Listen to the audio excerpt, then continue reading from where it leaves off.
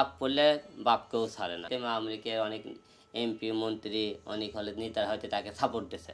সে যদি অন্যায় করে থাকে আপনি 10 বছর পর হলেও কিন্তু সে অন্যায় কিন্তু বিচার হয় একদিন।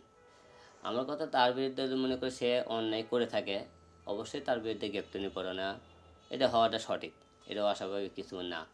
আর অন্যায় যদি না করে থাকে যতই আপনি গ্রেপ্তারি পরোয়ানা করেন না কেন সে আইনের কাছ থেকে সে খালাস পাবে। অন্যায় করলে অবশ্যই তার শাস্তি পাবে। এখন এই বিষয়ে তো মনে করেন আইনের উপর কেউ না। সেই হিসেবে আমরা যখন যে টাইমে সে মনে করেন মামলা হয়, যে একটা মাদক মামলা, সব কিছু মিলে একটা ভাঙচুর মামলা, আমরা সবাই জানি বিষয়টা আলোচিত একটা মামলা। তাকে গ্রেপ্তারও করা হয়েছিল, সেই গ্রেপ্তার করে জামিন পায় কিছুদিন পরে।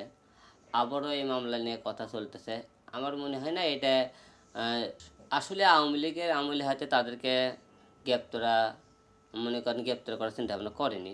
এখন মনে করেন যেহেতু আওয়ামী লীগ ক্ষমতা নাই হয়তো সেই টাইমে আওয়ামী লীগের অনেক এমপি মন্ত্রী অনেক হলে নেতারা হয়তো তাকে সাপোর্ট দিছে, যে এই জন্য হয়তো তাকে গ্রেপ্তার করেনি। হয়তো এখন তার দল ক্ষমতার নাই, সে সাপোর্টের লোক নাই, তারা হয়তো অন্যায় করে থাকবে, তার বিরুদ্ধে এখন তো গ্রেপ্তার করানো হবে। হয়তো অনেক টাইম দেখছেন আপনারা, দেশ যখন ক্ষমতা ছিল অনেক মনে করেন আমাদের মিডিয়াতে নায়ক বলেন নায়িকা বলেন অনেকে মনে করেন সকলে একটা সুবিধা নিয়েছে যে তাদের দল ক্ষমতাটা আওয়ামী লীগ, সেই ক্ষমতায় অনুযায়ী তারা কিন্তু অনেকে হয়তো গাও বাঁচিয়ে চলাফেরা করছে, গায়ের জোরে চলাফেরা করছে। হয়তো এখন যেহেতু মনে করেন তাদের দল ক্ষমতার নাই, সেই হিসেবে মনে করেন তারা যে অকর্ম তারা করেছে সেগুলো হয়তো মনে করেন তুলে ধরতেছে।